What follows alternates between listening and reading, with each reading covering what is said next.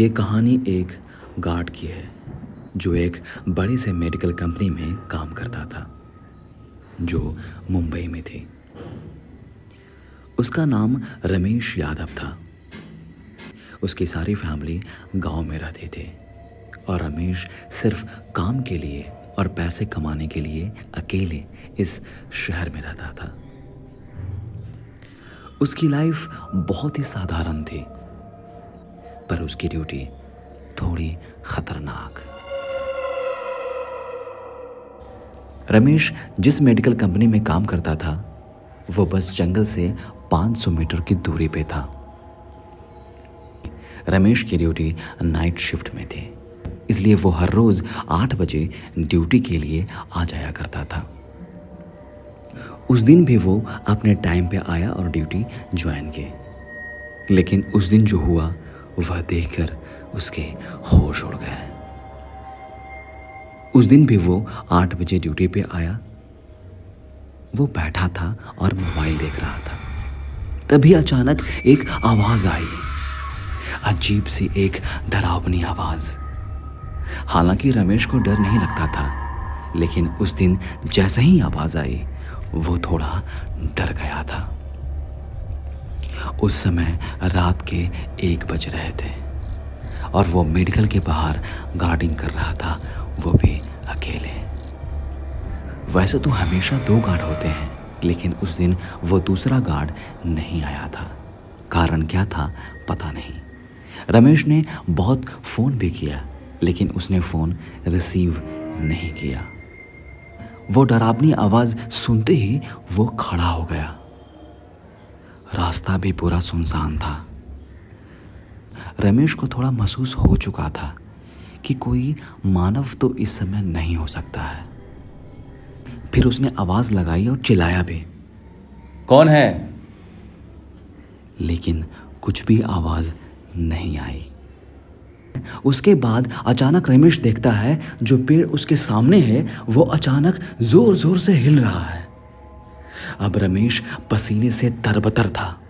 वो ये सोचे जा रहा था कि ना हवा है ना ही कोई पेड़ पे दिख रहा है, ये हो क्या रहा है।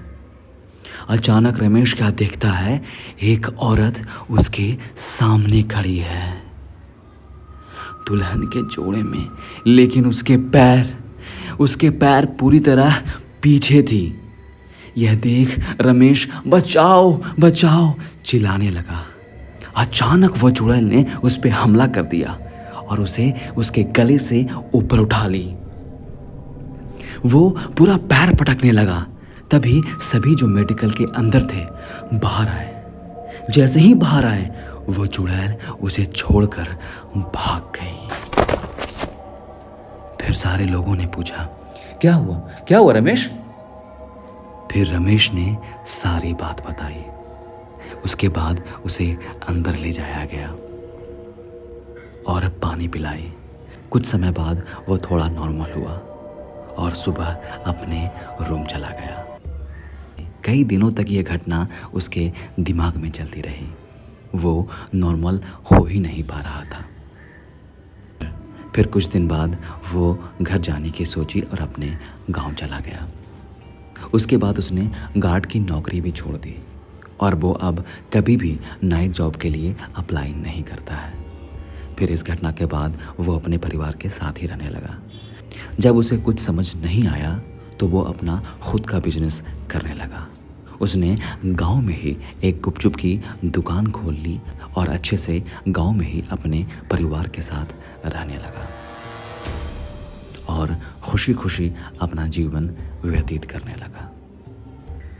दोस्तों, ये कहानी मेरे बाबा की है जो छत पर बैठकर मुझे और मेरे भाई सूरज को सुना रहे हैं।